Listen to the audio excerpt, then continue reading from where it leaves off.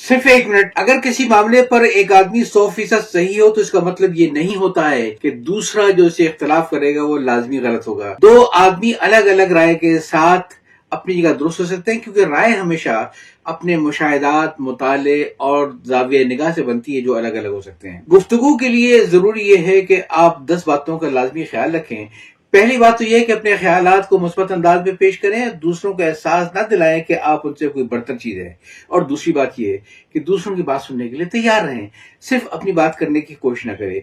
तीसरी बात यह है कि बजाय से कि आप अपनी बात पर इसरार करें, यह भी सोच लिया करें कि दूसरा आदमी जो ये कह रहा है इसका पस मंजर क्या हो सकता है। और चौथी बात यह है कि इख्तिलाफ राय को महज इख्तिलाफ राय समझे और इसे जाती हमला न समझें।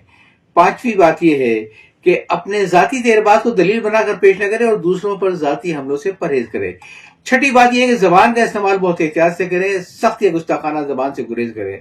सातवीं बात यह है कि अपने जज्बात को कंट्रोल में रखें, बहस के दौरान गुस्से जज्बात से मगलूब न हो। आखिरी बात यह कि बहस को एक मौके के तौर पर देखें, ऐसे दूसरों से सीखने और दूसरों को अपना नुक्ता देने का एक मौका। नवी बात यह है कि अगर बात बन ना रही हो तो फिर थोड़ा सा वक्फा दे लीजिए, कुछ आराम कर लें और उसके बाद फिर नए सिरे से गुफ्तगू को शुरू करें।